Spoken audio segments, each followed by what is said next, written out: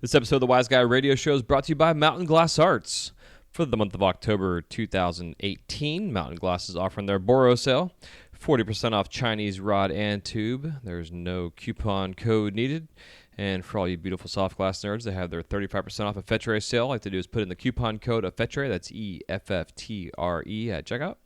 And for any other questions, comments, or concerns, go to mountainglass.com. That's mountainglass.com. Hey there, and welcome to the Wise Guy Radio Minute, a new series of short episodes where I'll be covering topics relating to all facets of glass blowing. My goal with these short episodes is to help you navigate your way through the turbulent waters of this glass ocean by asking topical questions that will help with finding your why. This weekly series will be that lifeboat, and hopefully, if you listen to yourself while answering these questions honestly, you'll find that lost island in this huge ocean that you can plant your stake in and call your own. This week's topic, are you obsessed with glass and whether or not you have the mindset of owning a business, or are you just a hobbyist? And now for this week's topic, are you obsessed, like truly obsessed? Do you wake up thinking about glass? Are you laying in bed thinking about what went wrong on that piece that broke during the day's shift? Do you sit at red lights and envision yourself at the torch or in front of the furnace in the hot shop? Do you only think about the art and process? Or do you also obsess over the other details of your glass business? The bookkeeping, your inventory supplies, and that power bill that's due in a few days. Ask yourself these questions and be honest with yourself. If you're not finding that you're always thinking about how you can get better in all facets of your glass business, then it's time to check yourself and ask yourself why. Why or why not are you obsessed? Maybe you need a break or a new focus and direction. Maybe you're slacking on the business. Maybe you're slacking on the books, which is leading to get behind on bills, or you're not keeping enough materials in stock. These type of personal insights will help you figure out if you should be a full-time glass artist or just a hobbyist.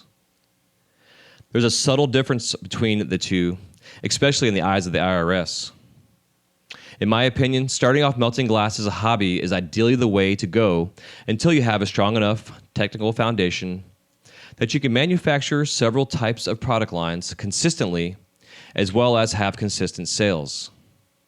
If you already have a 9-to-5, this is the best way to allow yourself to take the time, stress-free, to learn this unforgiving medium.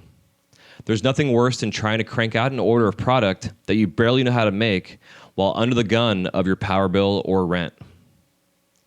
Ask yourself when working if this medium and niche of art is something you can see yourself doing for the next 30 to even 50 years. It's a struggle, I promise. No matter how many artists are making 6 to 7 figures annually, this does not represent the community as a whole. If I were to guess, a lot of the artists in this industry are working from order to order. This can be taxing on the soul, but also give you a better appreciation for the things you have in life, as well as the medium of glass. That being said, if you're going to turn this hobby into a business, you need to get smart about your money. Keep records, track spending, and understand what your baseline costs are. These are all important areas to keep your business organized and allow you to focus your energy on creating. Depending on what state you live in, there's a ton of info available at your fingertips regarding all these topics. Do some research. Understand that the more you're educated with tax laws and business organizing, the less thought you'll have to put into mind-numbing tasks of keeping your accounting up and your glass in stock. There's a link in the show notes that will give you insights mandated by the IRS when it comes to distinguishing yourself between a hobby and a legitimate business entity.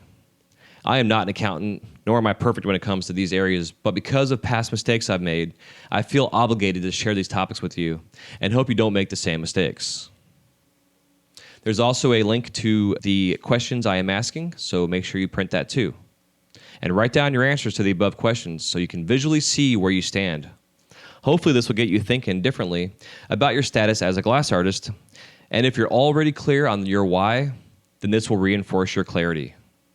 I'm not here to give you all the answers, just the questions and a few answers in between, in order to give you in hopes that you end up to take the action and find your why. It'll save you heartache in the end. And this has been your Wise Guy Radio Minute.